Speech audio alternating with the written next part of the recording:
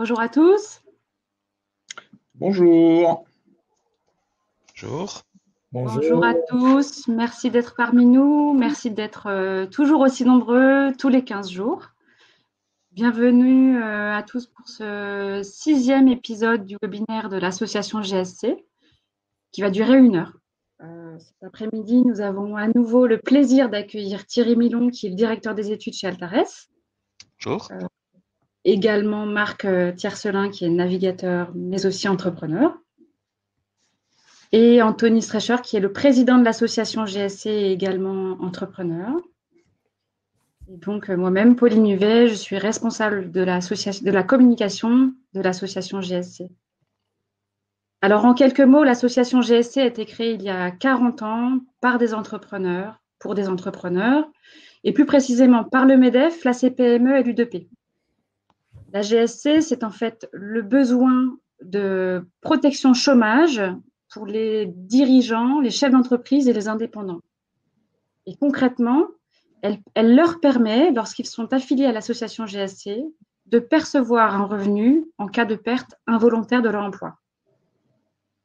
Aujourd'hui, et comme tous les autres webinaires précédents, nous allons aborder des sujets très concrets et on va tenter au bout d'1 heure de vous fournir des éléments précis pour prendre une décision assez importante qui aujourd'hui s'avère être.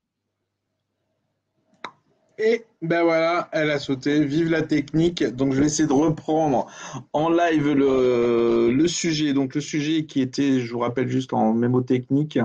Vous pouvez poser des questions en haut à droite sur votre écran. Vous pouvez avoir utilisé l'onglet questions. Donc vous pouvez directement mettre des questions.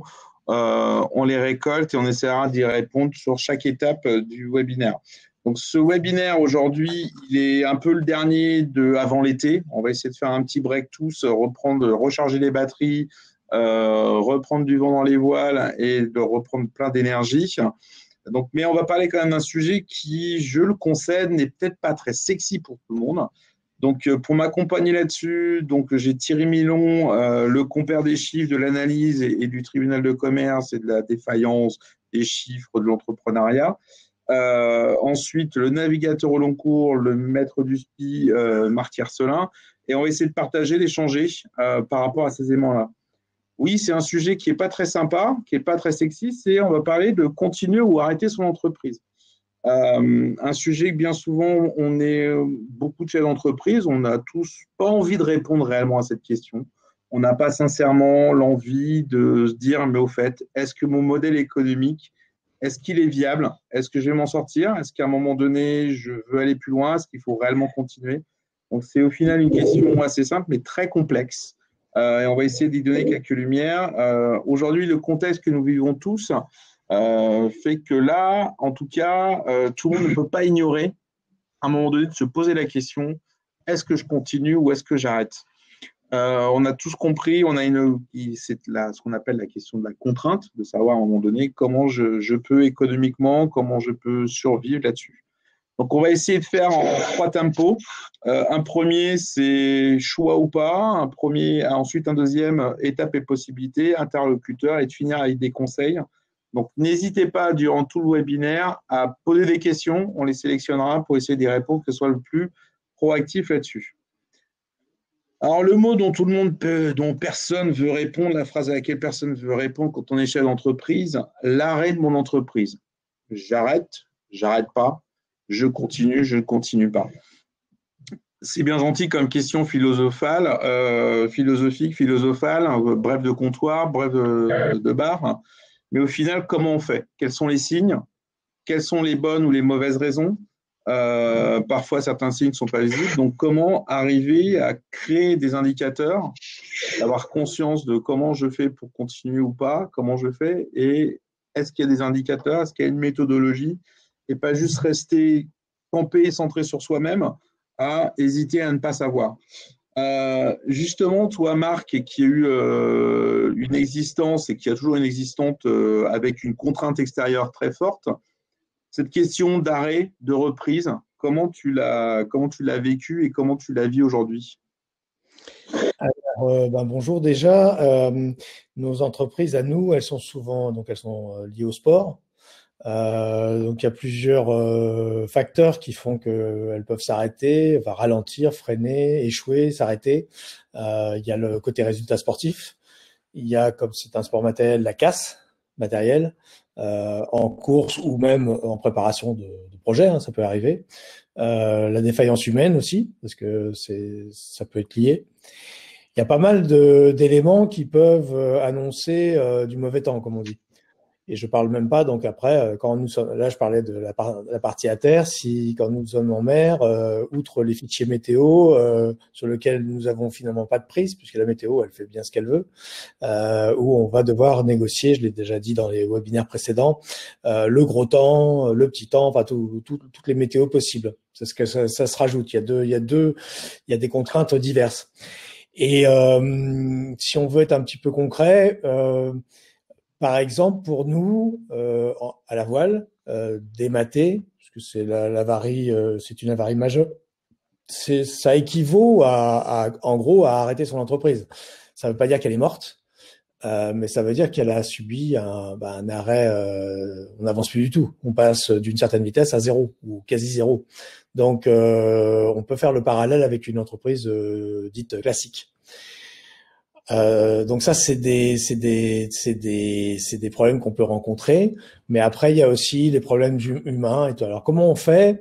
Le dématage, on n'y est pas préparé. C'est-à-dire on peut avoir imaginé que ça peut arriver, mais on se trimballe pas avec un deuxième mât sur le bateau. On peut en avoir, si ça s'est passé à terre, ce qui est rare, on peut éventuellement prendre un mât de secours si on en a prévu un, si on a anticipé, justement, toujours le fameux mot de l'anticipation. Mais le plus souvent, ça arrive pas à terre, ça arrive en compétition, en navigation, enfin en activité. Et en activité, là, il faut faire avec ce qui nous reste pour aller, pour rejoindre un port ou en tout cas pour se mettre en sécurité et pour terminer ce qu'on a commencé de faire, donc l'entreprise qu'on a commencé à lancer. Après, ensuite, il va falloir adapter tout le monde à ça. Et finalement, nous, on vit constamment avec ça au-dessus de la tête. On vit constamment avec la crainte que les choses s'arrêtent d'un coup. Je refais la boucle avec la météo. La météo peut nous réserver des grosses surprises. La météo, l'environnement, le plan d'eau, les rochers, les autres bateaux, la situation, la fragilité de la technologie, etc., etc. Donc ça, c'est le côté, on va dire, pratique. Et la partie économique, donc le sponsoring, les partenariats, les mécénats, la partie de l'entreprise qui est purement économique, elle aussi est très sujette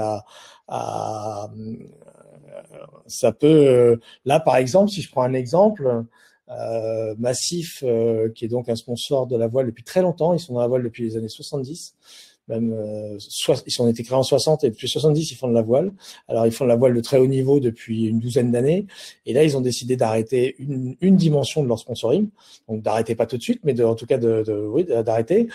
Et on ne sait pas trop si la crise du Covid est un des éléments, mais elle peut en être un puisque ça s'est décidé il y a quelques semaines.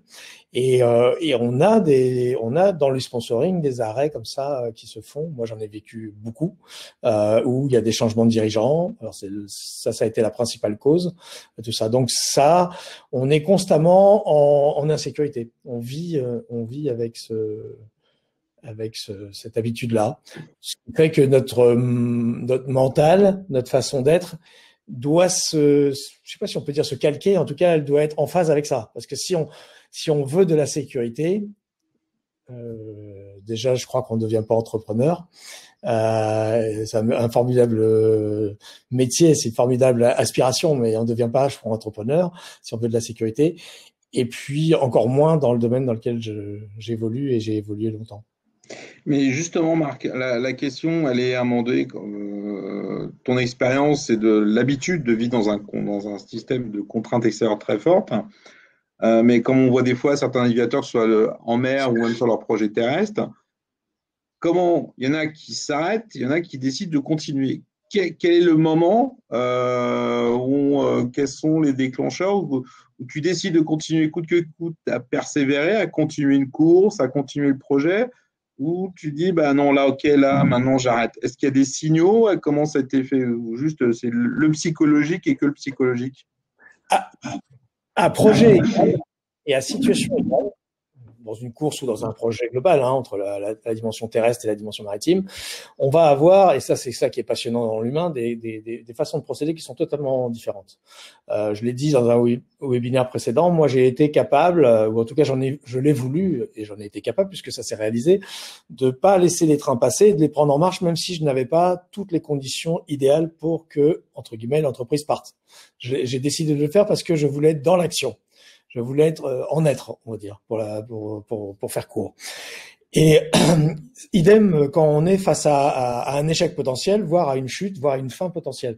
On va avoir des personnes qui vont décider. C'était intéressant ce qu'on disait tout à l'heure en off par rapport au fait de, par exemple, d'accepter le PGE ou d'accepter d'aller directement au tribunal. Mais ça, je vais laisser Thierry en parler. Nous, on va avoir des personnes qui vont sécuriser, qui vont se dire non, moi j'avance plus, c'est bon, j'ai pas les moyens, j'avance plus.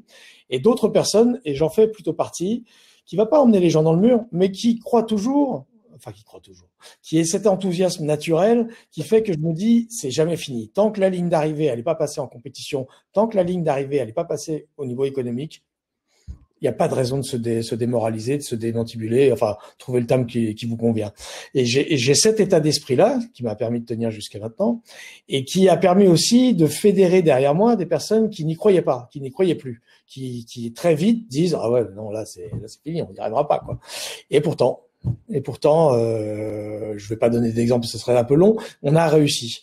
On a réussi sur une certaine conscience, pas sur un aveuglement, pas sur le côté têtu, plus sur le côté tenace, je précise, mais on a réussi sur une aussi avec l'aide d'une énergie, d'une certaine philosophie. Et face à l'échec, face au mur, ça c'est quelque chose d'assez visible. On voit vraiment différentes formes de comportement. Et ce qui est génial, c'est la richesse de la nature humaine. Alors ça, c'est le côté positif, niaque, sportif, contrainte. Je passe là, je vais au-dessus, j'ai des indicateurs, mais je vais quand même. Et là, je vais passer la balle un peu à Thierry. C'est-à-dire qu'il y a ce côté psychologique, niaque pêche, que beaucoup de entreprises, on a bien souvent tous dans notre ADN et on se refuse d'échouer. Mais à un moment donné, il faut peut-être avoir une forme de lucidité. Il y a quand même, je pense, certains signaux, et quels sont-ils, qui sont visibles. Est-ce que mon projet, mon entreprise, à un moment donné, elle est réellement viable, ou là, dans les 6 mois, 2 ans, 3 ans, ça va être vraiment très compliqué et il faut peut-être mieux que je me réoriente. Il y a des signaux par rapport à ça plus pragmatiques, actuels, Thierry? Oui, il y a évidemment beaucoup de signaux. En fait, il y a un point qui est important parce qu'on parle d'entreprise.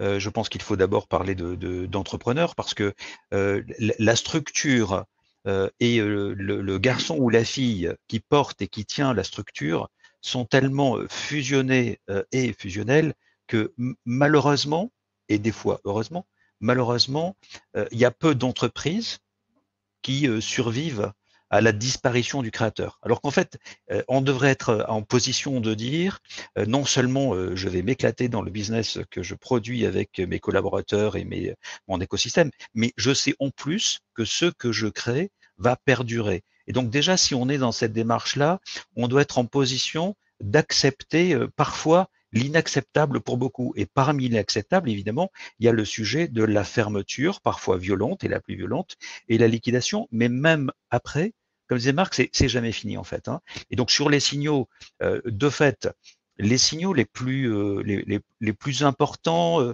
probablement les plus visibles, mais ceux qu'on se refuse de lire, c'est d'abord des signaux très personnels, très individuels. Les raisons de l'échec, essentiellement ou prioritairement, sont des indicateurs extra-professionnels, des indicateurs de vie, de personnes, de famille. Donc, il faut entendre son corps sur l'entreprise, sur l'entrepreneuriat, comme sur le sport. Ensuite, il y a évidemment des indicateurs qu'il faut savoir mesurer, et parmi ceux-là, des indicateurs financiers. Donc, on connaît tous évidemment le petit carnet rouge ou vert ou bleu, peu importe sa couleur, qui est derrière le comptoir et qui permet de savoir ce à quoi on peut s'attendre sur le mois qui arrive, compte tenu de ceux que nous avions connus le même mois de l'année d'avant. Sauf que ça suffit pas de lire le chiffre d'affaires, de lire le carnet de commandes ou le carnet de rendez-vous. Il y a un indicateur évidemment qui est la règle de tout, c'est celui de la trésorerie. On a vu sur l'épisode Covid où brutalement il a fallu fermer l'entreprise, fermer la boutique. Et à ce moment-là, il y a évidemment plein de questions qui se posent, à commencer par celle, mais même pas de comment je vais tenir, mais comment est-ce que je vais nourrir ma famille à la fin du mois pour les plus petits et les plus insécures d'entre eux. Ensuite, évidemment, comment est-ce que je peux financer mon exploitation et notamment donc payer les salaires. Et après coup, on envisagera à comment est-ce que je tiens ou pas. Mais l'attention, immédiatement, elle est portée sur l'entourage. Et quand j'ai l'entourage, c'est les collaborateurs qui, en général, sont connus, quand on en a, hein, qui sont connus depuis longtemps, on connaît la famille, les enfants, etc. Ensuite, on a eu des réflexes de il faut que j'accompagne quand même mes fournisseurs parce que certains, je les connais depuis longtemps, ils habitent pas très loin et ces fournisseurs, si je les paye pas, ils vont être en difficulté. Sauf que pour faire tout ça, il faut la trésorerie. Et la trésorerie, on ne la suit pas suffisamment. On ne la suit pas et en ne la suivant pas, on ne prévient pas. Et si on ne prévient pas, on n'anticipe pas. On ne peut pas anticiper. Prévenir pour anticiper. Et en l'occurrence, donc, on le voit, il y a eu des efforts importants, remarquables, qu'il faut naturellement mettre en avant, des pouvoirs publics, qu'ils soient français ou pas, parmi lesquels, Marc en parlait, il y a le PGE, mais il y a aussi l'activité partielle, par exemple, ou le Fonds de solidarité, qui a quand même permis de tenir et ou au moins d'accompagner la fermeture pour des dizaines de milliers d'entrepreneurs. Quant au PGE, s'il a été mis en place et s'il a eu du succès, il a été mis en place, il a eu du succès, surtout auprès des TPE. 9 sur 10, parmi ceux qui ont obtenu les prêts, ce sont des petits. En moyenne, ils ont obtenu 90 000 euros. Et globalement, ça a plutôt servi. Le taux de refus des dossiers est de moins de 3 points, 2,7%. Donc, on voit bien qu'on est sur une dimension qui était utile. Maintenant, sur ces structures-là, est-ce que le business revient suffisamment vite pour qu'on puisse faire face aux échéances de remboursement de ce PGE, lesquelles échéances vont arriver naturellement, en même temps que d'autres échéances. Il va falloir des choix. Donc probablement que l'indicateur de trésor, s'il était suivi, aurait permis d'anticiper davantage. Par exemple, dans notre économie, les entreprises disposent environ de 4 à 5 mois de trésorerie. 4 à 5 mois. Ça permet, par exemple, là, d'être moins stressé lorsque une décision de fermeture administrative s'impose à nous. Il demeure que on a sous le scope près de 100 000 sociétés qui disposent moins de 30 jours. Moins de 30 jours. Une fois, pour faire face aux dépenses courantes, hein, donc une fois qu'on a payé l'électricité et les salaires en particulier, comment est-ce qu'on fait le mois suivant? On est à sec. Hein. Et donc, du coup, ces entreprises-là sont des candidates sérieuses à la défaillance, à la rentrée. Et parmi celles-ci, il n'y a pas que des entreprises qui étaient identifiées comme en difficulté préalablement. Là-dedans, il y a ce qu'on appelle les entreprises saines, c'est-à-dire des entreprises qui ont une activité régulière, une croissance de chiffres, des marges, mais la marge, elle est là que quand il y a du client, que quand il y a de l'activité. Quand il n'y a plus d'activité, il n'y a plus de marge. Et s'il n'y a rien qui permet de renflouer une trésorerie de façon régulière, si le flux de trésorerie n'est pas satisfaisant, l'entreprise tombe très vite. Donc là, elle n'est pas tombée. Hein. Les chiffres que nous révélions ce matin chez Altares montrent qu'il y a 6000 défaillances sur le deuxième trimestre, c'est-à-dire 2 fois moins que ce qu'on a d'ordinaire sur le deuxième trimestre. Mais ne soyons pas dupes. Les entreprises qui ne sont pas tombées à la fois parce qu'elles ont été sous perfusion et à la fois parce qu'elles avaient la possibilité de ne pas aller au tribunal si elles étaient en cessation de paiement. Et là, c'était probablement pour beaucoup une erreur, c'est que il faut pas avoir peur du tribunal. On a, je crois, conclu le dernier webinaire comme ça, parce que le tribunal est en capacité d'apporter un conseil. Et s'il s'agit d'une difficulté un peu plus importante, il s'agit de dire le PGE, je vais avoir le rembourser. Donc même si j'ai pu obtenir 3 mois de chiffre, c'est-à-dire 90 000 euros en l'occurrence en moyenne, n'aurait-il pas été préférable que j'aille au tribunal, obtenir par exemple une sauvegarde qui a l'avantage de préserver mes cautions et obtenir ensuite un aménagement de paiement de la dette échelonné sur 5 ans, 10 ans, voire 12 ans. Et donc là, pour le coup, ça donne véritablement la possibilité de l'entreprise redémarrer. Parce que là, sur le deuxième semestre, qu'on soit pas dupe, il y a encore des chefs d'entreprise qui pensent qu'ils vont y arriver alors que la ligne, elle est pas rouge, elle est épaisse vermillon. Donc il faut accepter de reconnaître la difficulté et le plus vite possible, c'est-à-dire dès maintenant, décider de prendre le taureau par les cornes. Par exemple, je laisse la parole après, mais par exemple, la procédure de protection de l'entreprise qui consiste à dire que pendant l'intervalle du 12 mars au 23 août, vous n'êtes pas obligé d'aller au tribunal, elle se finit dans quelques semaines, ça veut dire qu'elle n'est pas encore finie. Il est donc encore temps d'aller au tribunal, là, sur ce mois de juillet, pour dire, si j'attends le mois de septembre, j'ai un risque fort, compte tenu de ma situation, que le tribunal n'ait pas d'autre alternative que de devoir prononcer la liquidation directe, même s'il aimerait que mon activité poursuive. Tandis que si je vais voir le tribunal aujourd'hui, solliciter ses conseils, probablement que le tribunal sera encore en capacité de me proposer, par exemple, une sauvegarde ou un mandat, mais quelque chose qui me permet de tenir davantage. Acceptons cette étape-là. C'est pas un frein, c'est pas l'antichambre de la mort, c'est un relais d'accompagnement nécessaire, le tribunal. Oh, merci Thierry, tu viens de nous faire un super teasing sur les autres parties. Pardon Par contre, il y a une question à laquelle, enfin, j'essaie de retenir avant de voir, il y a quelques questions qui sont apparues, qu'on puisse y répondre avant de passer sur l'autre partie. À un moment donné, il y a le côté, si Marc Tiersin qui dit, bah moi, la ligne d'arrivée, tant qu'elle n'est pas passée, donc là, c'est le côté entrepreneur psychologiquement.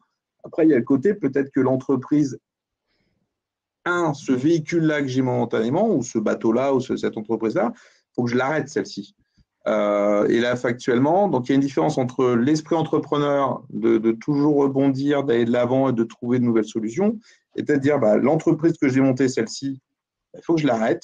Ça ne veut pas dire que je ne deviens plus entrepreneur, je vais peut-être rebondir et faire autre chose, mais de se dire l'entreprise, et là, j'essaie de synthétiser, Thierry, c'est à un moment donné, de toute façon, il y a un seul vecteur qui est principal, c'est si on voit sa trésorerie se dégrader, si on voit qu'on n'a pas d'alimentation, que cette trésorerie qui nous permet de vivre, qui est un peu le sang d'une entreprise, si on voit qu'elle ne peut pas se réalimenter, que le modèle économique, le business ne génère pas de rentabilité de trésorerie, ou pas suffisamment, il faut savoir à un moment donné s'arrêter. C'est un peu, s'il y avait un indicateur à retenir, à donner aux gens, c'est de dire mois après mois, si la trésorerie ne fait que se dégrader mois après mois et qu'il n'y a pas de vraies sources de revenus supplémentaires qui se mettent en place, faut arrêter à un moment donné, vaut mieux savoir s'arrêter, c'est ça?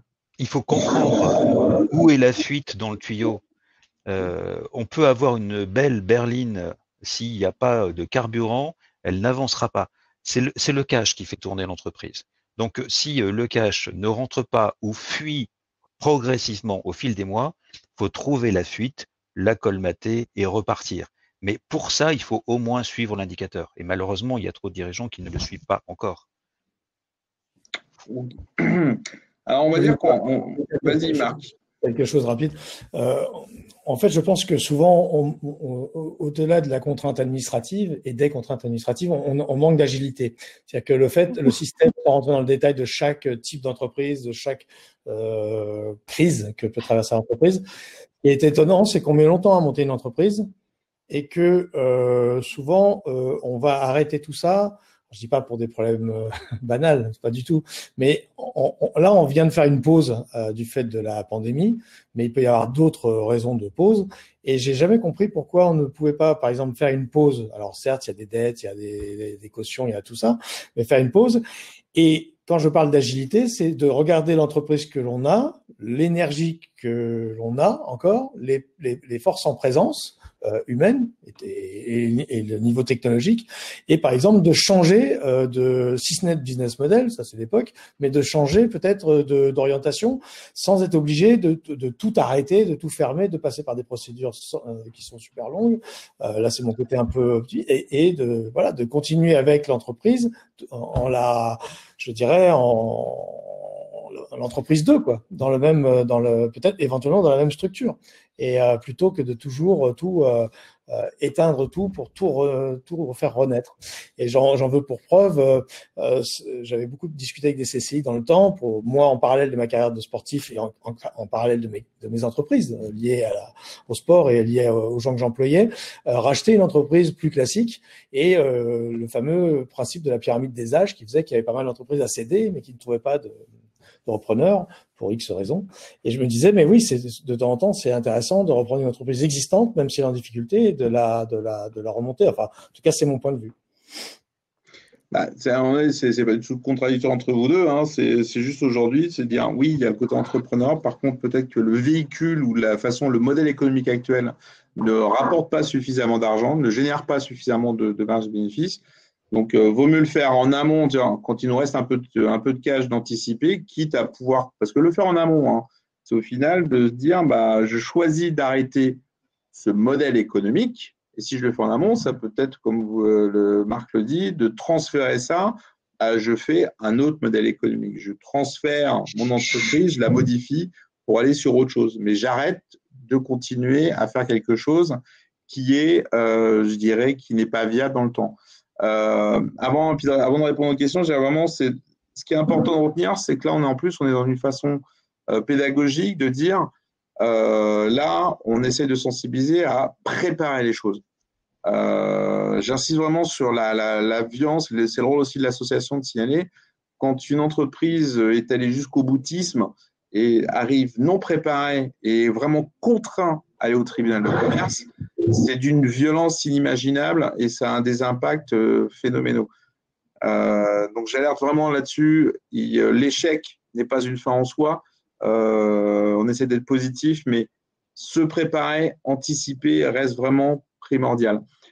Pauline qui a enfin réussi à débugger, revenir par rapport à ça. Est-ce qu'il y a des questions avant qu'on passe sur la deuxième partie ? Oui, alors il y a la question de Céline qui, alors en partie, Thierry, vous y avez répondu, mais sur l'indicateur important qu'est la trésorerie, mais elle soulève la question du temps. À partir de quand dois-je m'alarmer ou à partir de quoi? Je pense que ça pourrait être intéressant d'avoir quelques éléments précis pour répondre à cette question. Alors, la situation de pilotage, elle est permanente, hein. C'est l'avantage du pilotage, c'est-à-dire que nous sommes en capacité ou devons être en capacité de suivre les compteurs qui vont nous permettre de progresser. Donc, à savoir, en même temps, tenir le cap, regarder où on va et diriger l'entreprise dans cette voie, mais pour ça, être en capacité aussi de s'apercevoir que sur la route, il y a un trou, il y a un dodane, il y a un virage, etc. Et donc, du coup, c'est en permanence. Ensuite, à partir de quel moment on prend la décision, il faut d'abord, s'assurer que nous avons une stabilité à minima du niveau trésorerie, par exemple. Et ensuite, lorsqu'il y a une dégradation, il ne faut pas attendre 3 mois, naturellement, hein. Dès qu'il y a une suspicion de perte de revenus, de perte de trésorerie en particulier, de liquidité, il faut se rapprocher de son conseil, en général son expert comptable, qui va apporter un éclairage sur comment se fait-il que ce mois-ci, je sois en telle situation. Les réponses, elles sont dans un premier temps souvent les mêmes. C'est la première des explications, c'est tu as des clients qui ne t'ont pas payé. Et donc là, maintenant, il va falloir quand même que tu les relances parce que la situation va être très préoccupante. Je rappelle que si la situation de défaillance est rarement acceptée ou anticipée, si nous regardions la trésorerie et notamment les règlements clients, nous anticiperions assurément au moins le quart des faillites de notre économie. Je rappelle qu'on en a 60 000 par an, hein.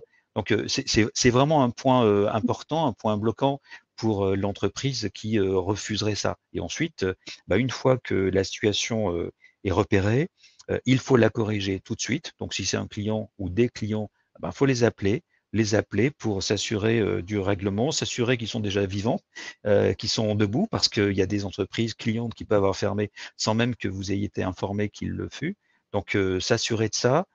Et ensuite, si à défaut de ça, le trou il est ailleurs, alors là il faut prendre un peu plus de précautions, voir le banquier, redéfinir des lignes de crédit par exemple, pour passer le cap difficile. Le cap, ça peut être par exemple des travaux qui sont pas très loin de chez vous, qui conduisent à ce que les clients qui venaient traditionnellement ne puissent pas venir, etc., etc. Donc voilà, la situation, si on regarde ça en permanence, chaque semaine à minima, et puis dès que ça dérape, on va voir l'expert comptable pour obtenir auprès de lui des conseils de réajustement. Pour essayer de répondre, parce qu'on voit d'autres questions arriver et je pense qu'elles sont importantes. Et puis après, Marc ou Thierry, vous pourrez me contredire si je suis pas. Le premier élément d'alerte au niveau de la trésorerie, c'est soi-même, hein, le chef d'entreprise. C'est faut se dire à un moment donné, oui, je vois que le business, le chiffre d'affaires, il est pas là ou il rentre plus. Donc ça, c'est votre première décision. L'expert comptable, comme ça qu'on pose la question, a un rôle essentiel, mais d'accompagnement. C'est pas lui qui va décider. C'est le chef d'entreprise. C'est ça. La chose aussi qui est importante, c'est à quel moment, j'ai vu quelques questions passer, à quel moment on met l'indicateur. À quel moment on se dit il va falloir qu'on agisse. Le temps, la notion du temps est perfectible et elle est très aléatoire, comme disait Einstein, et très relative. Maintenant, toute entreprise qui a moins de 4 mois de trésorerie d'avance. Et je répète, c'est quoi la notion aussi de trésorerie d'avance?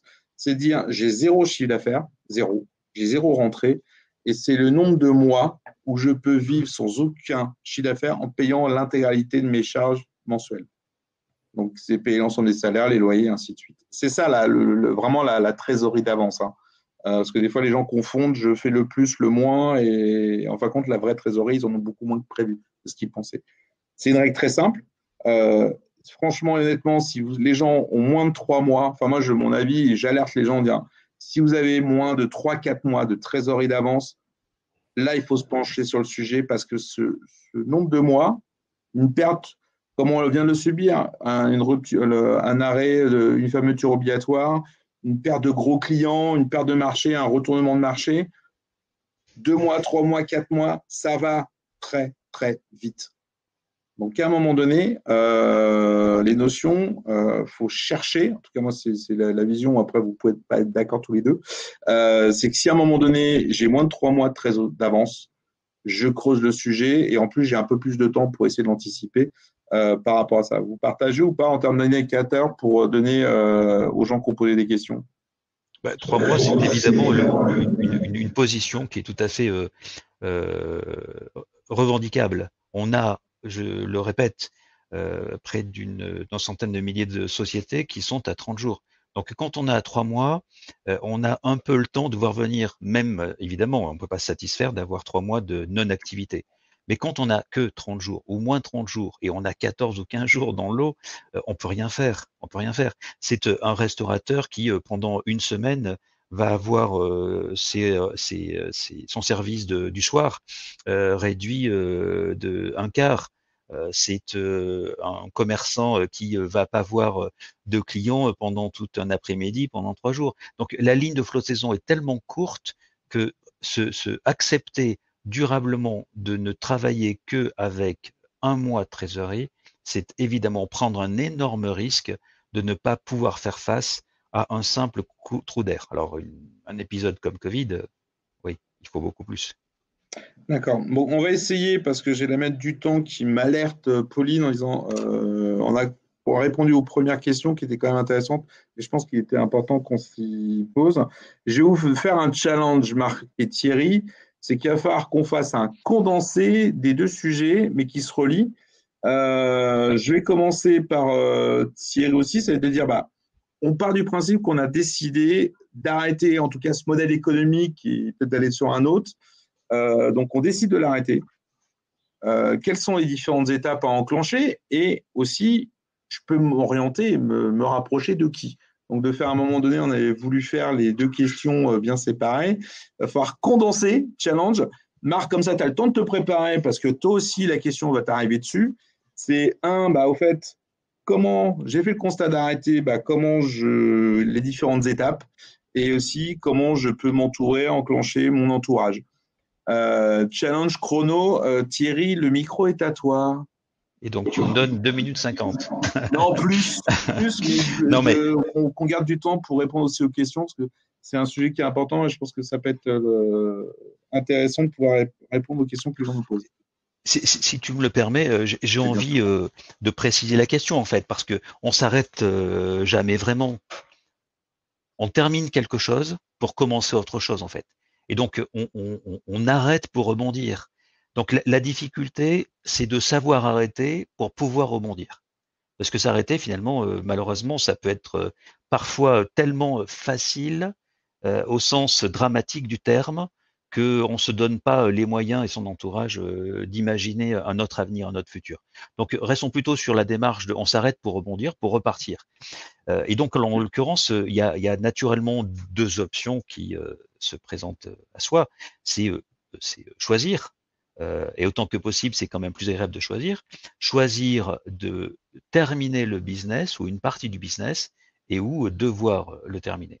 Alors une partie du business, ça ne veut pas dire l'ensemble de ses activités et son job. Ça veut dire par exemple que tu as une boîte ou plusieurs boîtes et tu peux décider n'en terminer qu'une, ou tu as une seule boîte et tu as plusieurs business à l'intérieur et tu décides d'en achever qu'un. En revanche, dans tous les cas de figure, il s'agit de voir quel est le temps dont tu disposes et quels sont les moyens que tu souhaites mettre en œuvre. Alors le temps, il est en général bien plus long que ce que tu imagines devoir lui accorder. Donc si tu penses devoir ou pouvoir arrêter ton business sous 3 mois, bah déjà c'est une mauvaise étape. Il faut commencer avec plutôt l'idée de il va bien falloir 1 an et demi ou 2 ans pour arriver au terme de l'opération que j'ai envie de conduire. Ensuite, c'est l'idée de peut-être que je peux y aller progressivement puisque ce que j'ai envie, c'est que ça reste après moi. C'est-à-dire que mes salariés, 6 journées, continuent à pouvoir travailler dans la structure. Et comment est-ce que je fais ça? Peut-être que la meilleure démarche consiste à accepter de donner un peu plus le job à, par exemple, je ne sais pas, un directeur général ou ce que tu veux, mais quelqu'un qui, du coup, s'imprègne de ta structure pour être le candidat le plus valable de la reprise de ton affaire. C'est quand même plus facile quand ensemble on monte quelque chose, enfin ensemble on démonte quelque chose plutôt que quand tout seul on veut confier les clés par exemple à une régie, à une agence, en disant voilà, je vends mon truc, je te donne les clés, débrouille-toi, tu as 8 mois. Ça marche jamais comme ça. Donc la procédure de cession amiable est évidemment difficile. On voit bien aujourd'hui que le Covid a tout fermé. C'est-à-dire que ceux qui pensaient pouvoir vendre leur activité et la transmettre aujourd'hui sont malheureusement pris à défaut. Il n'y a pas d'acheteurs. Donc il va falloir attendre. Et est-ce qu'on a les moyens d'attendre? Les moyens d'attendre, encore une fois, on reboucle sur la trésorerie nécessaire. Donc ça, c'est dans la partie, on envisage une cession amiable, une vente de mon activité. Bon, il y a aussi donc du coup le fait d'accepter que le prix que j'imagine pouvoir obtenir de la cession de mon affaire pourra ne pas être celui que le marché est prêt à mettre en place. Et donc qu'il s'agisse d'une entreprise de mécanique de 5 compagnons ou d'un coiffeur, si on a prévu de céder ça 150 000 euros ou 3 millions, que le marché dit c'est plutôt 20 000 et 1,5 million, eh ben, il va falloir effectivement, pour le coup, réfléchir à est-ce que j'ai mis en œuvre la bonne démarche que de vouloir me séparer de mon affaire maintenant? Est-ce qu'il ne vaut pas mieux attendre un peu? Donc ça, justement, tout ça, excuse-moi, mais les différentes possibilités qui s'offrent à l'homme, femme, chef d'entreprise et le choix des interlocuteurs, ça revient à un moment donné, c'est peut-être pas avoir peur des institutions, faut peut-être pas avoir peur de la négociation, l'amiable, des tribunaux de commerce, des experts comptables. Enfin, à un moment donné, il faut peut-être casser des mythes, non? Encore une fois, la situation de la transmission est particulièrement sévère aujourd'hui, mais elle n'a jamais été facile de toute manière historiquement. Hein. Je rappelle ou je révèle, si on ne le sait pas, qu'il y a environ 200 000 structures qui sont radiées chaque année. Alors pour certaines, pour des raisons de fusion, de rapprochement d'entreprises, hein, mais pour beaucoup parce que l'activité est arrêtée, comme on dit aujourd'hui sur le webinar. Et en face de ces 200 000, il y en a qu'environ 50 000 qui ont trouvé un repreneur. Ça veut dire quand même qu'il y a beaucoup de garçons et de filles qui arrêtent leur business sans avoir réussi à le vendre et sans même avoir réussi à préserver l'activité après eux. Donc ça, c'est vraiment une situation qui n'est pas neuve, qu'on n'arrive pas à traiter. Alors, il y a des points de règlement, hein, et la BPI, par exemple, œuvre dans ce sens-là, mais il y a encore beaucoup, beaucoup d'efforts à faire. Donc, pour ça, pour le réussir, naturellement, eh ben, faut être sûr qu'on a le bon prix. Donc, allons voir l'expert comptable tout de suite pour dire, moi, j'ai envie de vendre mon affaire 150 000 euros. Et l'expert va dire, non, ben, ça en vaut 45, très bien. Ensuite, voir les conseils, notamment ceux qui vont devoir ou pouvoir mettre en place un audit pour s'assurer que on ne doit plus rien à personne et qu'on va pouvoir finir le job. Donc sur la partie amiable, c'est à peu près ça. Et sur la partie judiciaire, là aussi, c'est pas définitif d'aller voir le tribunal, on l'a déjà dit. Et donc qu'il s'agisse d'une procédure, même si elle devait être liquidation, restons dans l'hypothèse de j'arrête pour rebondir. Donc du coup, même si je vais au tribunal, est-ce que j'aurai, après le jugement, la possibilité de remonter une affaire? Est-ce que j'aurai la possibilité, si je ne peux pas remonter une affaire, de transmettre mon entreprise pour que ma marque, ma structure persiste, pour que mes collaborateurs ou au moins une partie d'eux puissent continuer? C'est le cas aujourd'hui. Évidemment, la presse en fait l'écho largement de très grandes enseignes, naturellement, de prêt-à-porter en particulier, mais c'est vrai aussi sur les plus petits. Et donc là encore, c'est la prévention qui guide le succès. Si on va au tribunal suffisamment tôt, le tribunal va pouvoir vous faire découvrir des dispositifs. Par exemple, le rétablissement professionnel, qui est assez peu connu, qui est en train de s'améliorer, ou tout au moins de permettre à un plus grand nombre d'entreprises d'en disposer, donc un effacement des dettes. Il y a évidemment des procédures de liquidation simplifiées qui permettent d'aller plus vite, et au bout de tout ça, c'est quand même la possibilité pour le dirigeant d'avoir arrêté une situation complexe pour lui et psychologiquement insupportable pour se donner le temps de passer à autre chose avec des aides qui peuvent être dans les tribunaux, encore une fois. Par exemple, quand on arrive dans cette situation, on est en général psychologiquement défait. Psychologiquement défait. Le tribunal met à la disposition des garçons et des filles qui sont dans cette situation un accompagnement psychologique. Il y a une structure, par exemple, dont on a déjà parlé, que GSC connaît par cœur, c'est APESA, qui est une structure d'accompagnement psychologique qui est nécessaire, qui est volontaire pour ne pas conduire à ce que le chef d'entreprise qui décide de s'arrêter et qui soit contraint de passer par la liquidation judiciaire n'aille pas au-delà, n'entache pas les difficultés, ne propage pas les difficultés à ses amis, à sa famille et à sa personne. Quand on parle de difficultés vitales, là pour le coup, vital, c'est à l'acception principale qu'on doit penser avant celle de la personne morale. Donc voilà, il y a des opérations, et dans toute hypothèse, de toute manière, c'est vers le conseil qu'il faut aller. On est toujours, on va toujours plus loin accompagné naturellement, hein, et donc du coup, pensons à ces conseils habituels. Le banquier, il n'est pas là que pour prêter de l'argent quand il en prête. L'expert comptable, il n'est pas là juste pour dire j'ai fini mon bilan, on se revoit l'année prochaine. Le tribunal, il n'est pas là juste pour dire vous êtes tellement en difficulté que je vais vous liquider. Toutes ces structures-là sont de vrais conseils qui permettent à l'entrepreneur qui veut envisager le coup d'après, mais que ce coup d'après nécessite de passer par la case défaillance, qu'il le fasse avec rassurance, confiance, pour réussir. Marc, ton côté un petit peu plus le positionnement de l'entourage, les équipes, les partenaires, le côté psychologique qui est quand même important dans ces choix-là. Je laisse à Thierry le côté technique parce qu'il le maîtrise bien, et puis parce que ma forme d'entreprise depuis le début est un petit peu différente voilà, des entreprises dont il a parlé. Je dirais que de mon côté, en tant que chef d'entreprise, moi, je vais insister beaucoup sur la dimension humaine. Alors oui, l'argent est un peu entre guillemets le nerf de la guerre ou le gasoil de la voiture, enfin le carburant de la voiture, mais ça va être l'humain que je vais jouer. C'est-à-dire qu'on dit toujours l'argent amène l'argent, oui, c'est une vérité, mais ce qu'on appelle les RH, donc les ressources humaines, si elles sont bien gérées, honnêtement gérées, amènent de l'argent aussi, et tout ça. Et je lirai à cela aussi, à ce petit mot, le principe aussi de l'hôtellerie où il y a l'accueil.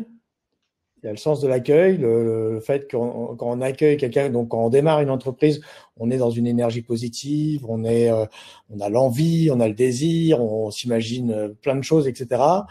Et ben, ça peut paraître paradoxal, mais dans l'hôtellerie, par exemple, la formation sur le revoir est aussi importante que sur l'accueil. C'est-à-dire que pardon, je cherche mes mots, c'est la façon de laisser une trace du séjour que l'on a passé, et c'est presque autant important, si ce n'est plus important, que l'accueil lui-même. Eh bien, on peut faire le parallèle aussi en entreprise. C'est un peu osé, mais pourquoi pas? C'est-à-dire que oui, il y a le chef d'entreprise ou la chef d'entreprise, mais il y a aussi toutes les personnes qui l'ont accompagné.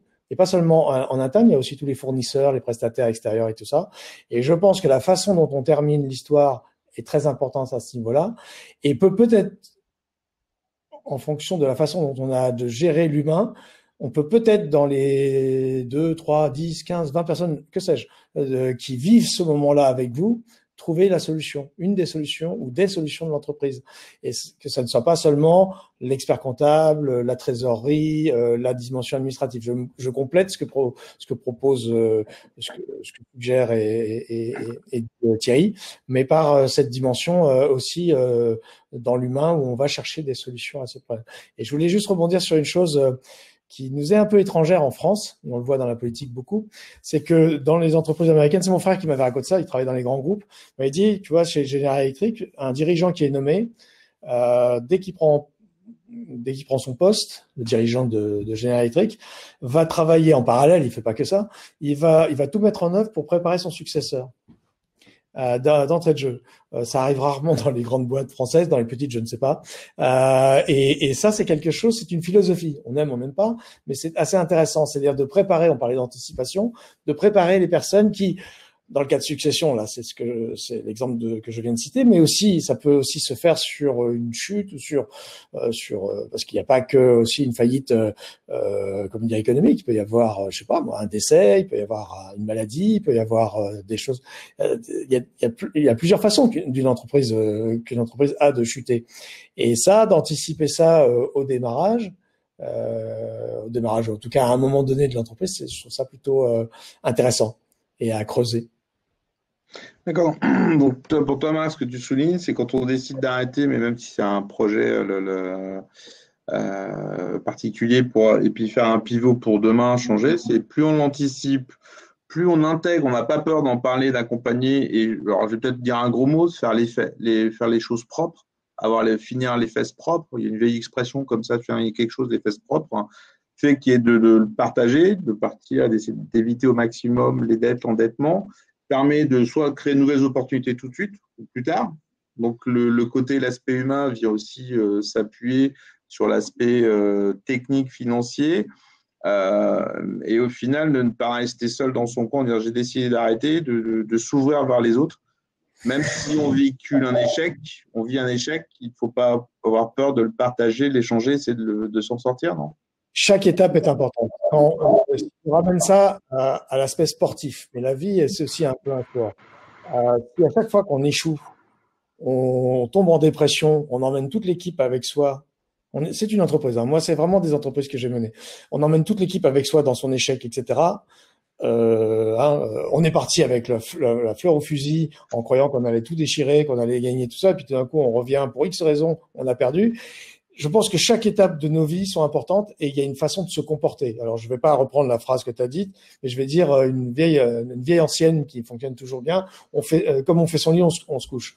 Et je crois que dans la création d'entreprise, dans la vie de l'entreprise, dans la chute de l'entreprise, dans la recréation d'une autre entreprise, etc., la façon que l'on a de se comporter avec tout le monde, même si c'est pas facile, même si de temps en temps on pète un câble, ça peut arriver, va conditionner notre parcours économique et va faire que des personnes qui peut-être ne nous auraient pas aidés dans une autre situation vont nous aider, que ce soit des banquiers ou ça arrive aussi. Et donc je crois qu'il faut pas minimiser. Souvent on est très comédia dell'arte en France, on est très latin. On va avoir la montée en puissance, l'acmé, puis après la chute. Maintenant, la chute peut peut-être aussi être être quelque chose. Et je reprendrai un truc très osé, c'est le saut à ski. Pour sauter très loin, il faut tomber très bas. Paraît-il. Hein. Moi, je suis pas un spécialiste du saut à ski, mais en fait, aussi puissante est la pente que sera le saut. Enfin, je vous laisse trier dans mes propos qui deviennent incohérents. Mais vous voyez ce que je veux dire. Et je crois que dans la fin d'une histoire, dans la fin d'une entreprise, oui, il y a une dimension mélodramatique, une dimension terrible économiquement. Je l'ai vécu, hein, donc je sais ce que c'est. J'ai connu le tribunal, j'ai à peu près tout connu de ce qu'on a abordé là aujourd'hui, entre autres. Mais on n'est pas mort, enfin pas encore. Et il y a vraiment moyen d'aménager pour que l'image que l'on va laisser, je parle pas que son image personnelle, l'image globale de l'histoire fasse de dire bon bah oui il a échoué parce que X raison et les gens vont très vite oui mais regardez là je sais pas il avec un S se bouge pour replacer leur stock pour retrouver des trucs en parallèle de ce qui se passe au tribunal, etc. Alors que si on est perdant, on part pas perdant quand on crée une entreprise en général. Eh ben, vaut mieux sortir pas perdant. D'accord. Pauline est réapparue. Donc, une petite synthèse et quelques questions dans les quelques minutes qui nous restent avant de conclure. Oui, Patrick posait la question de l'accompagnement des petites PME et donc des TPME également. Et Olivier faisait le lien aussi avec le groupement de prévention agréé et ça fait le lien avec ce dont Thierry parlait, notamment de l'APESA. Je voulais savoir si Thierry, vous aviez des précisions à donner sur ce sujet-là.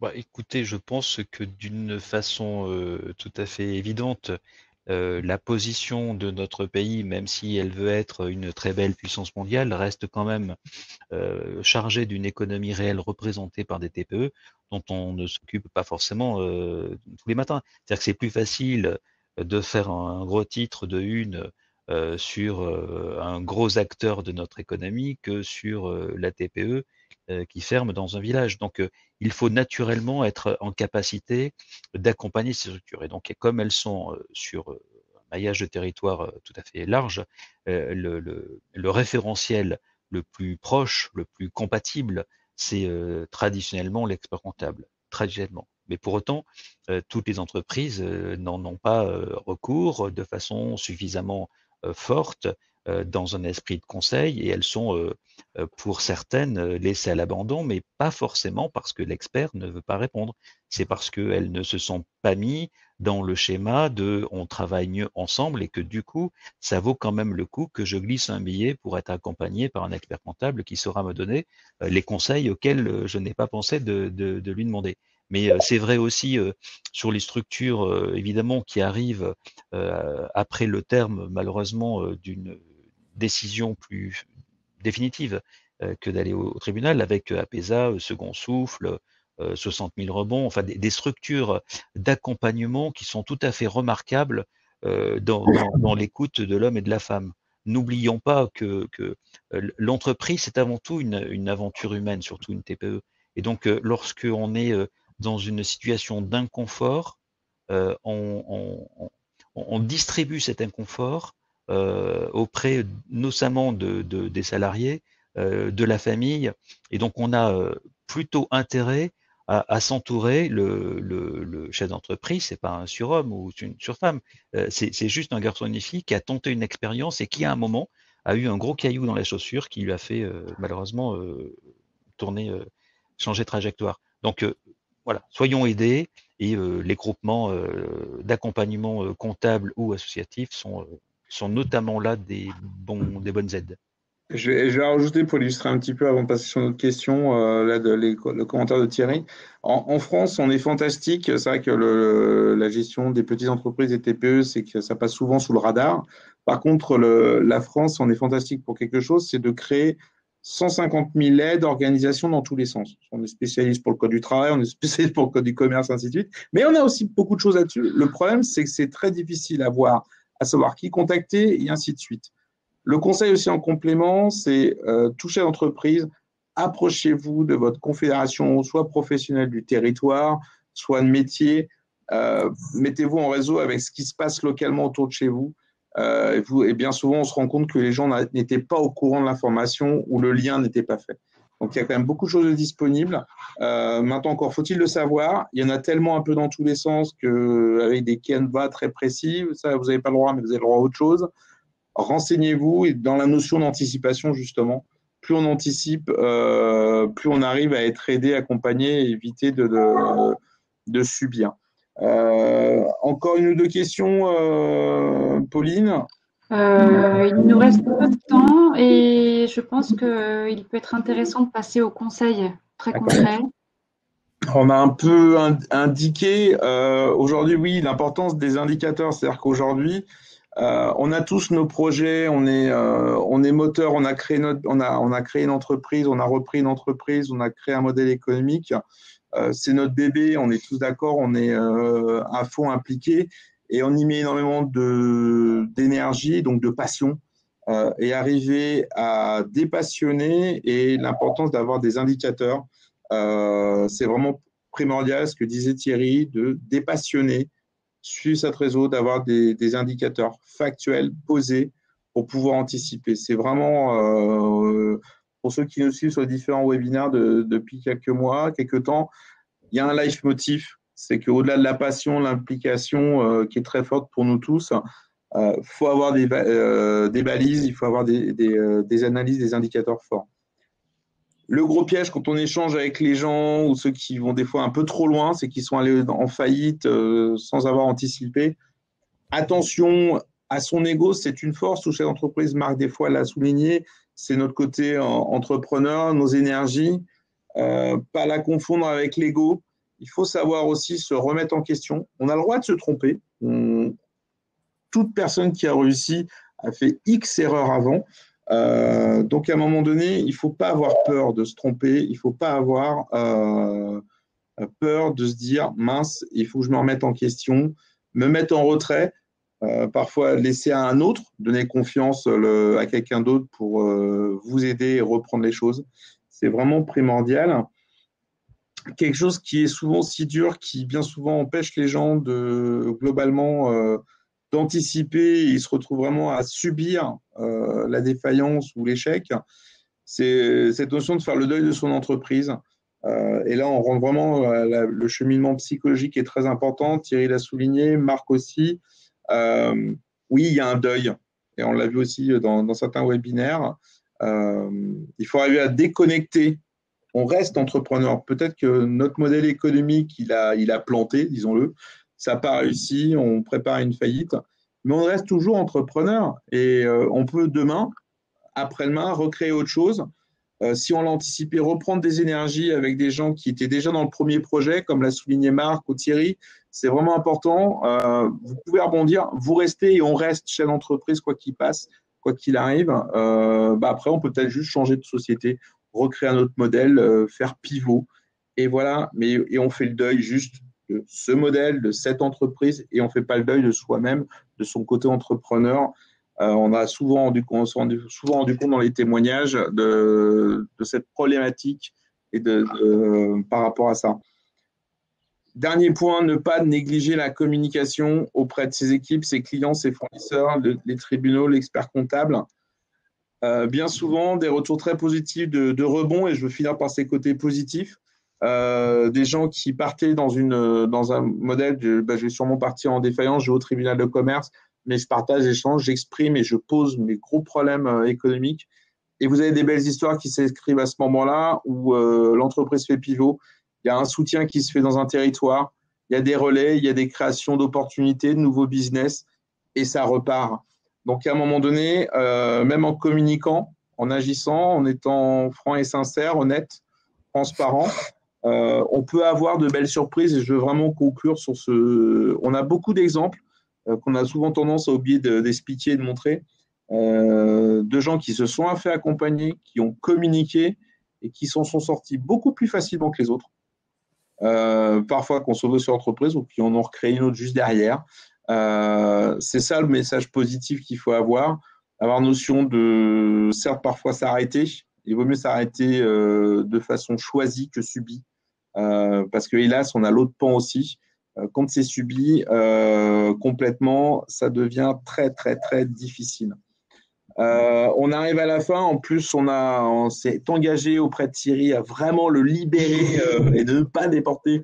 Bon, ça devient la rockstar des médias sur les chiffres à niveau avec Altares. En tout cas, je voulais vous remercier vraiment toutes les équipes, remercier Thierry, merci Marc depuis le début de suivre ces webinaires. Merci à vous tous. Je vous donne rendez-vous au mois de septembre. On va essayer de continuer à avoir un rythme peut-être un petit peu différent, de donner par rapport à ça un tempo pour essayer de répondre à des sujets les plus proches. Je ne vous cache pas qu'on verra les sujets à la rentrée, puisqu'aujourd'hui, comme vous tous, on reste encore dans l'interrogation sur qu'est-ce qui va se passer. Je vous souhaite à tous et à tous de très bonnes vacances, un bon ressourçage, plein de business, de développement, parce qu'en final, on ne part pas tous, on ne s'arrête pas pendant 2 mois, mais il faut peut-être se concentrer tout à chacun. En tout cas, merci à tous et je vous dis avec grand plaisir à la rentrée. Merci à vous. Au revoir.